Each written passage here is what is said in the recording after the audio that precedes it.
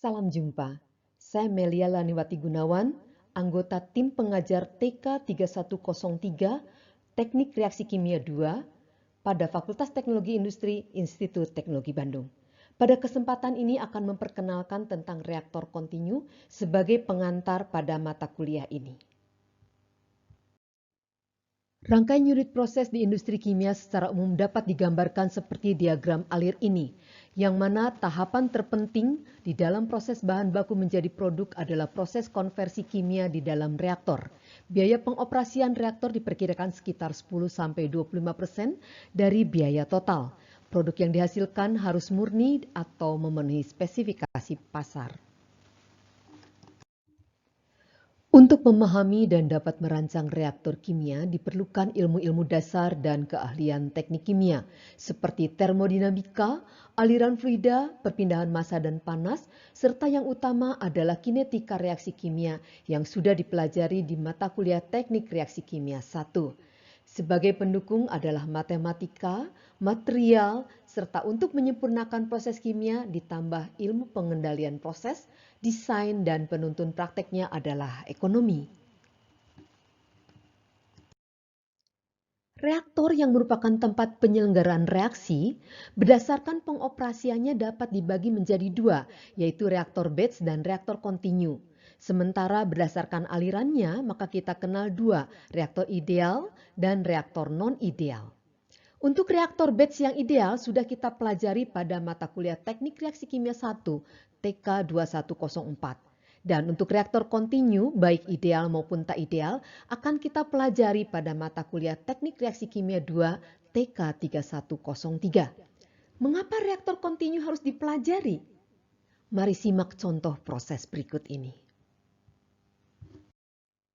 Pabrik amoniak adalah salah satu pabrik kimia yang syarat dengan keilmuan teknik kimia. Jumlah reaktor di industri ini sangat banyak, yaitu hampir setiap tahapannya melibatkan reaksi kimia. Setelah menyimak video ini, silahkan tuliskan deskripsi proses pembuatan amoniak yang berbahan baku gas alam, udara, dan air, serta tuliskan pula semua reaksi yang terjadi di pabrik tersebut. Berdasarkan contoh tadi, maka jelas reaktor kimia adalah jantung dari industri kimia dan reaksi kimia adalah nyawanya. Oleh sebab itu desain reaktor harus ekonomis dan kinerja reaktor haruslah yang terbaik agar memberikan keuntungan yang tertinggi. Industri kimia dengan kapasitas produksi yang tinggi dioperasikan secara kontinu, sehingga dibutuhkan reaktor kontinu.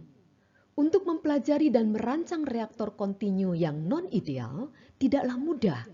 Oleh sebab itu dalam kuliah ini pertama-tama akan dibahas tentang reaktor ideal. Ada dua tipe reaktor ideal. Pertama, yang tidak ada pencampuran ke arah aksial sehingga aliran seperti sumbat yang bergeser, oleh sebab itu disebut reaktor aliran sumbat atau RAS. Kedua, atau sebaliknya dari yang pertama, yaitu pencampurannya sempurna dan reaktor ideal ini disebut reaktor tangki ideal kontinu atau RTIK.